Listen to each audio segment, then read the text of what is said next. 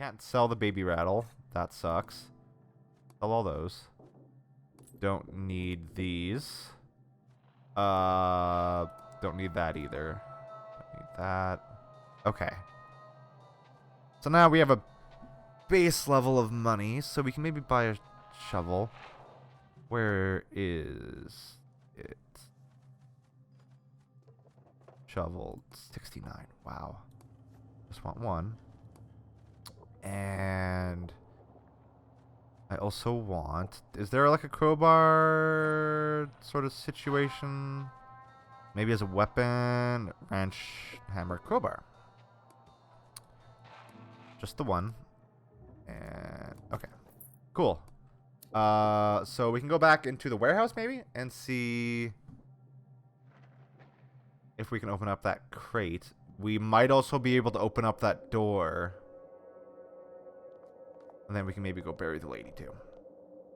First things first though, we should maybe...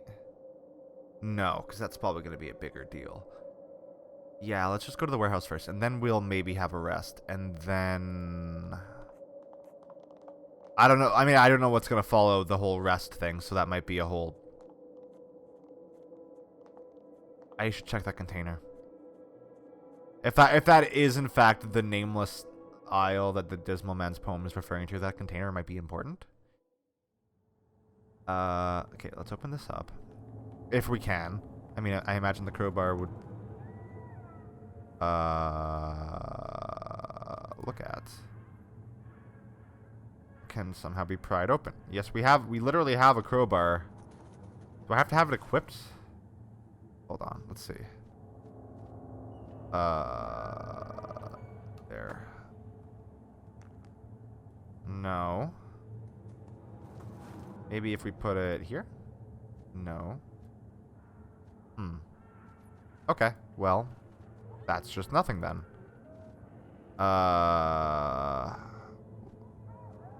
Great. So we wasted money on a crowbar for no reason. Wait, there's gotta be a way. What if we, like, do this?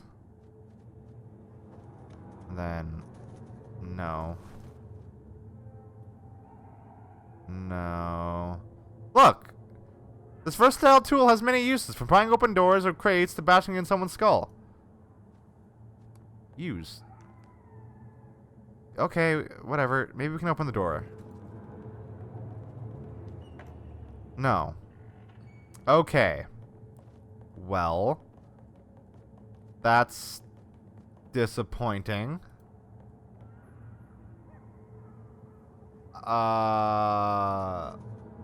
I don't know if there's any way that we can use it.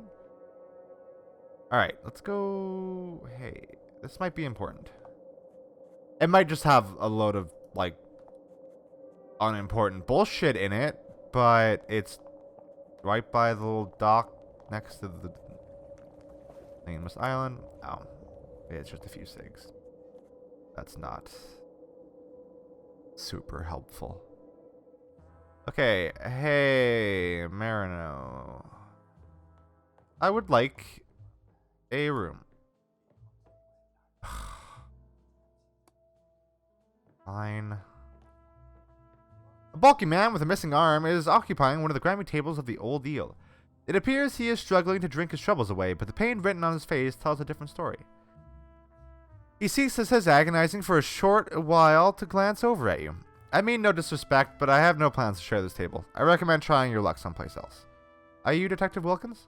Well done, you found me. You must be a detective too. He exhales deeply with a pained look on his face. What do you want from me? I'm also investigating the Arkham Stabber.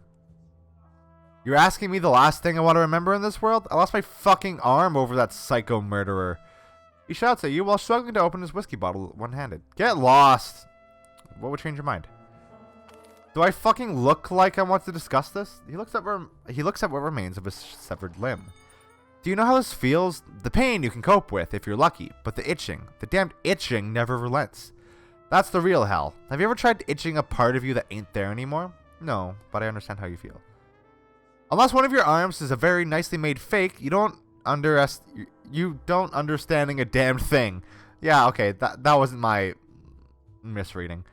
So don't bother to play Lady Sympathy with me. It won't bring back my fucking arm. Maybe I can help you with your condition.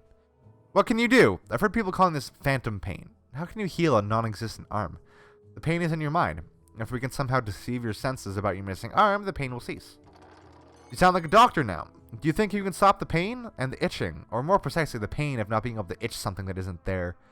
He tips up his glass of moonshine and finishes it in one gulp. Hopeless. Maybe I could find... Maybe I could find something to help you at the drugstore. You think that snake can help me? Marino, give me another one. Paul, you being a cripple does not make me a fucking waiter, Wilkins. Get your ass over here if you want more poison. Okay, well, let's go talk to Richter. Worth a shot. There's so much fucking going on here, and none of it seems relevant to what we should actually be doing.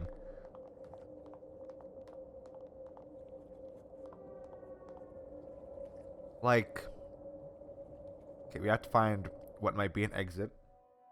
Great. We have to bury the mourning woman. Great. Do you happen to own something that would help with a symptom called the phantom pain? Richter's glance suggests he's seeing you in a new light. Do you happen to be an organ collector? No. Why? Let me see. First, you asked about formaldehyde, which, as we both know, is used for the preservation of dissected organs. Then you come to my door again, asking for a mirror box. Peculiar. My guess is that you've recently, sir, severed someone's limb and want to give the victim some relief ahead of future operations. Do you have the mirror box or not? I wasn't expecting a confession anyway. Actually, I have an old, dusty mirror box in the back. It comes in handy once in a while. 36 and it's yours. Here you go. The man disappears for a while and returns with the box in hand. Here you go. The comfort this thing provides I would equate with giving a flower to a dead person. And another thing. Do you know where I can find a radio transmitter? A transmitter? It won't be easy to find such a delicate machine part in Arkham. I would try the French streets, though. I've heard a man called Dimitrescu resides there. I know that surname. If he is the person I think he is, that man may be your best bet. Wait. We have the... I have the methyl alcohol. You do? That's surprising.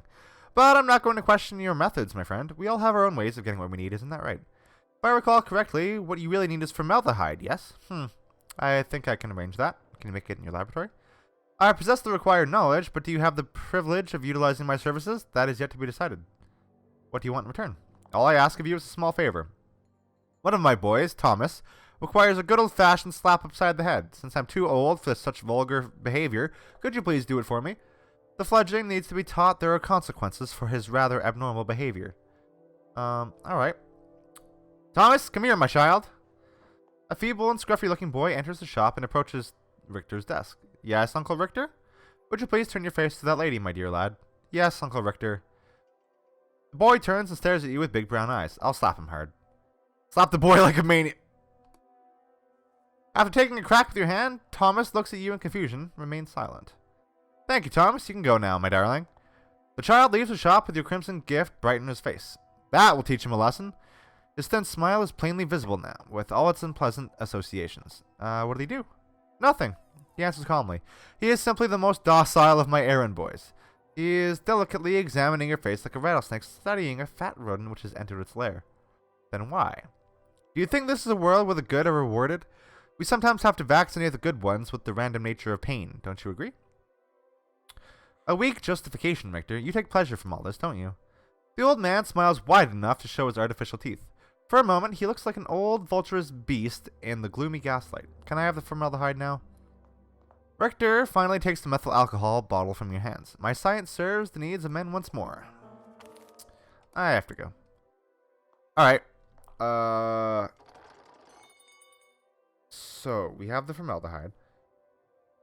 French Hill for the radio transmitter.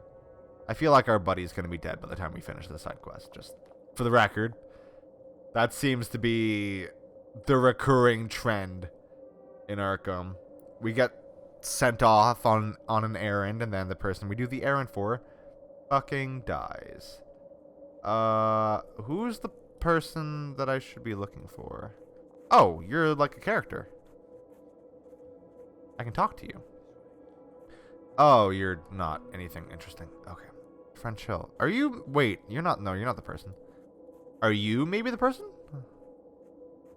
No. No.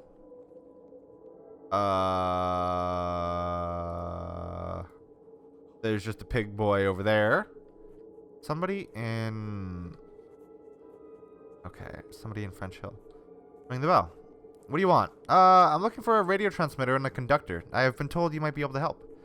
After a few seconds, a buzzing sound foretells the door being automatically unlocked. It is surprising to see working technology in this ruined town. Oh, well that was simple. I don't like the red light in the upstairs window, but oh, what the fuck is going on in here? You see a middle-aged man with a strong aura of intelligence and discipline sitting next to some sophisticated radio machinery. He looks devoured by the effort he puts into these contraptions. May I ask who you are? I'm Bubusky. Alright, Bubusky. The only reason I am allowing you to interrupt my work is that you've excited my attention with your rather interesting request. Would you care to elaborate? I'm searching for a way out of this place, and those parts would help. I'm on a very important mission to save the world. Oh, sorry, myself and those parts. They are my ticket to first class. Is that so? Are you a woman of science, Bubusky? No, but it is my best bet. I see. Many people out there have invented pitiful things simply to have something to hold on to. I apologize, but what I am doing here has real value to us all. Will you help me with the parts? Very well, madam. Your direct approach also suits the constrained time frame of my work. I may have a spare conductor on hand, but the radio transmitter is another story. A story that I may also have a role in. Would you care to elaborate? I placed an order for some radio equipment and other electrical parts not long before the event I now describe as a planar shift. After the disaster, I was as frightened and depressed as any other resident of this lonely town, but eventually my desire to continue my work helped me recover. Perhaps sensing it was my last resort, I returned to the lab. After some initial measurements and tests, I knew I was onto something. I knew that I was on the cusp of a discovery that could help us all. But, just like you, I found myself in need of radio parts. What happened next almost cost me my life. Let me guess. A disagreement with the mob? No, not at all. I headed for the Marsh warehouse. Oh, I knew that my shipment had to be in there someplace. It was the early days of Waxface's rise, and the chaos in the streets gave me the cover I needed to enter undetected. There were things inside. Creatures straight out of the folk tales of my childhood.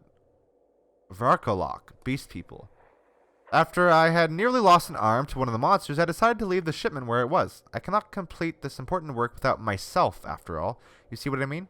Then the transmitter is still there. I heard that the warehouse was sealed, so in theory, yes. If you can somehow survive the Varkolok, you will find my shipment. He hands you the bill of delivery. This will help you locate the crate. You are free to help yourself to the transmitter, but please bring me the remaining components. They are crucial to my efforts here. A good rifle could have solved your animal problems. They were feral and vicious beasts, that's true, but they also had certain traits which were, he struggles to find the right word, disgustingly human. There was a distinctly sinister consciousness in their eyes. Where's the Marsh warehouse? Yeah, I'll find that crate. I know where the Marsh warehouse is. That's where we were just kind of hanging out. So, maybe our crowbar will actually come in handy. Okay, so we go back. I guess we're just gonna have to forget about the lady for now. Maybe we'll deal with her corpse the next time we get the chance to leave Arkham. Which, granted, might not be for a little bit. However, what is happening in this town? Where did these people find a horse? I would like to investigate this horse. You may examine the wounds of the deceased animal and try to understand the cause of its brutal death. Oh god, this is going to be awful. Oh, okay. I thought it was going to give me a mini game like the one before. Brief examination indicates that coagulation has only begun recently and the wounds are still fresh. The clawing marks reveal that the killing was possibly made by non-human predators who ate parts of certain soft-tissued organs. Great!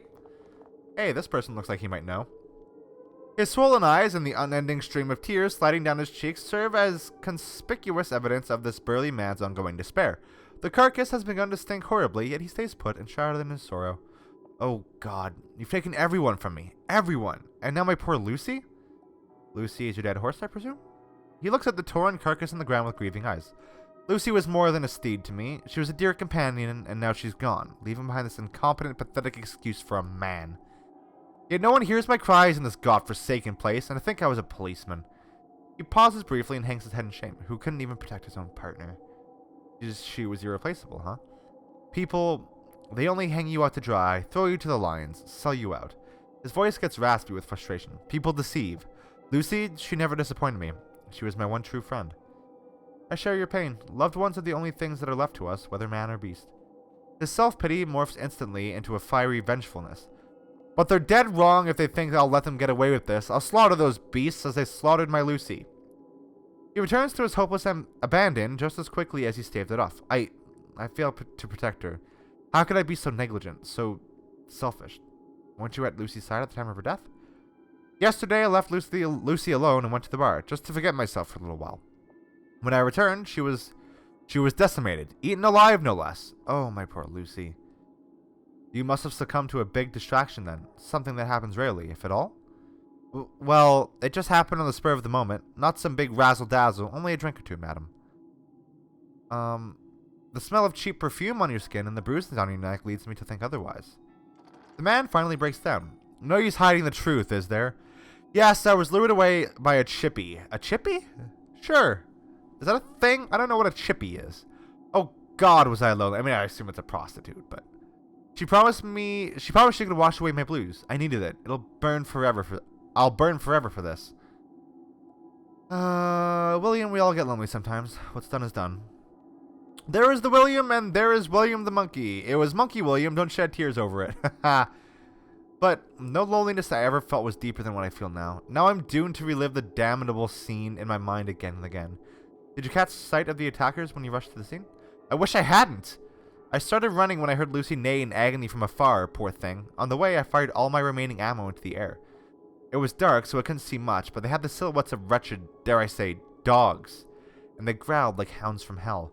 But one among their malicious pack was waiting in the shadows, a huge, hairless horror, whom I believed to be the leader. That abominable monster waited on his subordinates to bring him the flesh of my innocent Lucy. In a sudden burst of fury, I'll rip its heart out. I'll venture into that warehouse and compel that grotesqueness to pay with its life for the pain it caused me. Warehouse, huh? That's where I'm going as well. His eyes darkened murderously. You will? Then you must help me avenge her. Only once their blood has been spilled shall my wounded heart rest. This much I owe to Lucy. We can slay those beasts together. Your emotions are flustered by the trauma of loss. You better stay, lest you act in restlessness.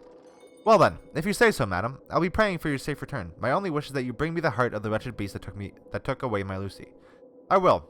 Just try and rest a bit now, will you? You look terrible. Okay, let's talk to the outsider. The outsider looks at the lifeless body of the animal named Lucy, then diverts his gaze to the weeping man. I can see that his love for the beast is turning him into a lifeless revenant, blinded by pure anger. To be able to feel such a deep affection for a creature not shaped in the same form as himself. He was not simply the master of this beast of burden. He was much more. I find it admirable. This type of bond is sometimes stronger than any other. The outsider is a really interesting character. I like him a lot. Okay, we already investigated those containers. Okay, so we have the mirror box. We need to rest if we can. If fucking Marino will let us. Fucking old bastard. This should help with your pain. You place the mirror box device on the table and adjust it to display a symmetrical reflection of Wilkins' intact arm. You can see from his face that the persistent tension that's been bothering him is already fading. I'll give him some time to get himself together. That feels much better. The itching, it's gone. How strange that the brain can be deceived with such a simple trick. Thanks, madam. Much appreciated. You're welcome. He takes a big sip of cheap whiskey. Fire away. I owe you now. Now let's talk about the Arkham Stabber. He lets out a deep breath. So, you want to know about the Stabber. Your choice. You still got 4 limbs after all. He forces himself to concentrate. When I was on the case, the Stabber was targeting mob members. And naturally, this got the attention of Waxface. If you kill the king's man, the king comes after you, right? The Stabber was a threat to his authority. Somebody pissing in his backyard, so his men hired me to find the killer. He wants to preserve his image of invincibility. That's understandable. Look, you don't understand shit about that.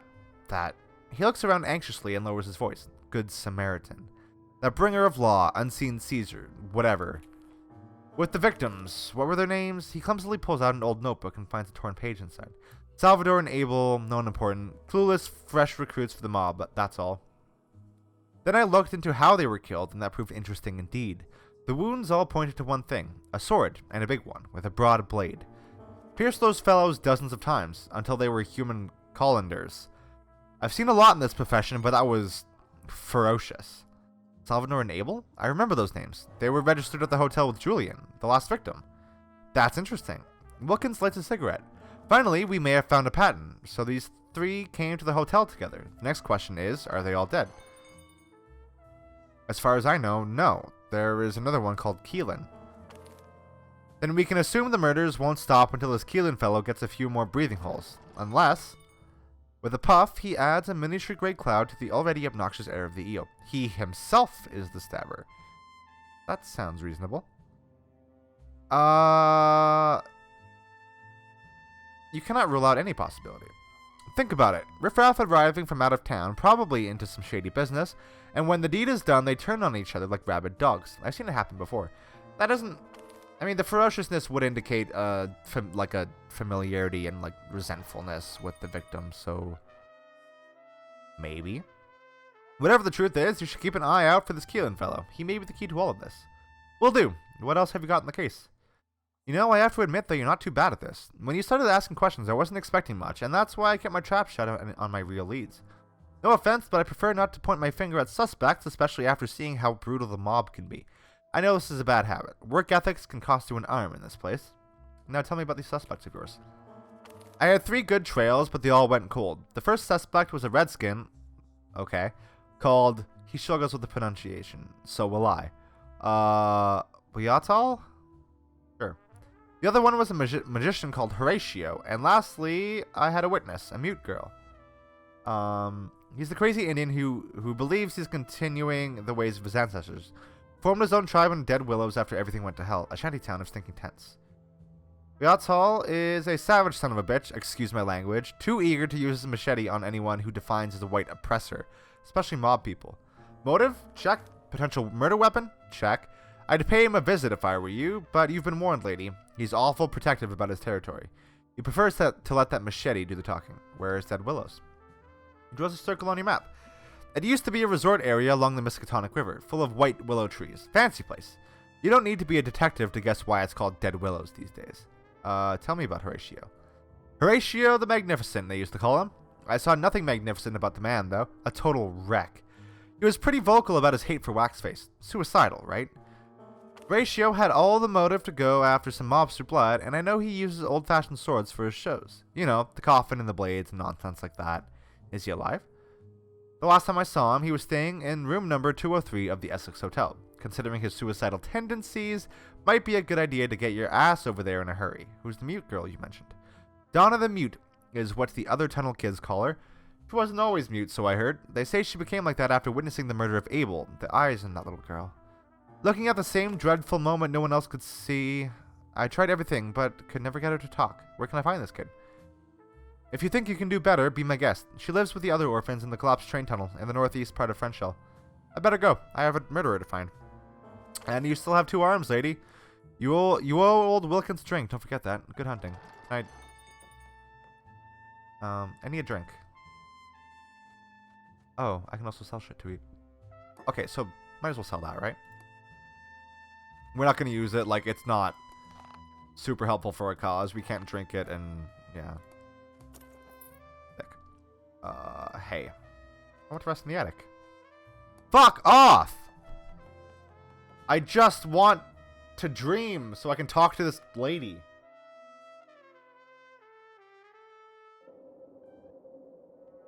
Okay, so, again, we now have a whole slew of things to do. How much angst do we have? Oh, I can't look at how much angst we have yet. Upgrade firearms, because that's the reasonable thing to do. I don't know what psychology gets me. Hold on. There's also... Let's try the lockpicking thing as well, because that might be good to have. That also Seems to have given us a whole shitload of new skills to Gunslinger. Yep, I'll grab that. That seems helpful. Outsider, you will take melee and also let's give you occult as well. Might as well. Hollow touch or repulsion, wisdom of the centuries. Replace the previous perk, increases spellcraft, minimum, maximum spell damage. Wisdom of the centuries, yeah. And Rage Beyond the Grave increases berserk chance and overall damage by a small amount. No, I don't want that. And we will also give him firearms melee. Confirm. Okay, so we have 4 angst left until we have to get a defect. Okay, wow, what should we do? We have leads on the stabber, so that's cool.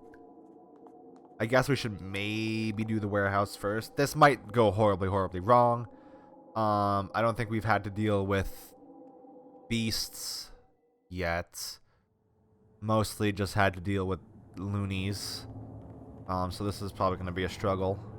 Can we open this? No! We can't. Why? I have a crowbar. Wait. This is mysteriously unsealed now. That's strange. Or no, because I guess the beasts probably burst through it after killing the horse. Needle and thread. Rope. Camping supplies. Excellent. Good things to have. There's a crate here. Uh-oh. Hello! Oh! You're the things that I'm seeing hallucinations of. And there's a few of you. We can't see shit. Can you guys come, like... Oh, dear lord. This is gonna be... not great. Oh, well, we're getting good shots off, though. It's not terrible so far. Oh, what the fuck?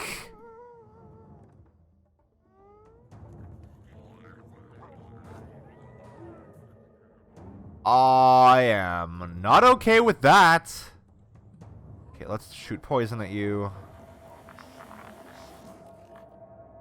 Because the poison is real good, real strong. Please don't let them have a turn first. Fuck! Okay, Outsider might be slightly screwed. Outsider's gonna take some bad hits here. Bad bumps. Taking bumps! Taking bumps! It's not too bad. It's... Oh. That's probably not good, right? I mean, it could be worse, I guess. Outsider, could you... What is this? Line, the character lost sight of his surroundings. Considerable penalty to all combat checks. Oh, that's not great. Okay, hey, let's do a shoot. Oh, is there a penalty to that because we're so close? Seems like it. Can we... Cool. Why don't you have, like, a skill? It would be great if you had, like, a single skill. My Zambo dude. Okay, well... What the fuck? Okay, we need to get Outsider... Oh no, we need to do some shooting. I really wish there was like an aggro mechanic. So like if I do enough damage to an enemy, they could just aggro on...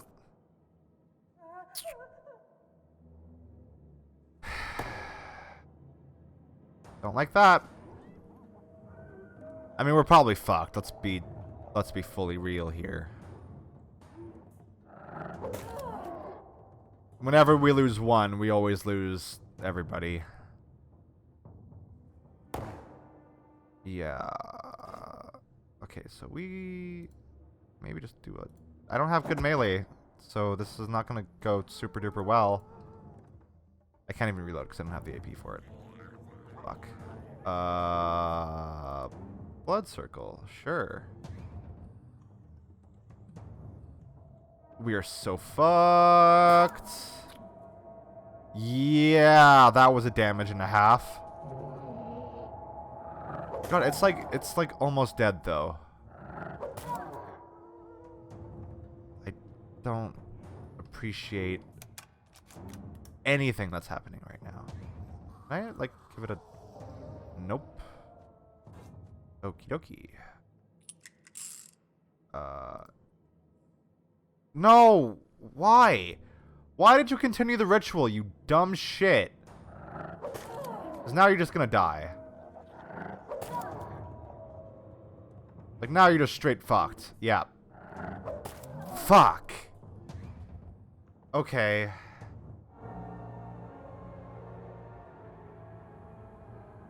Alright. I mean, I guess we can probably give that another go. I don't want to just restart the combat though, because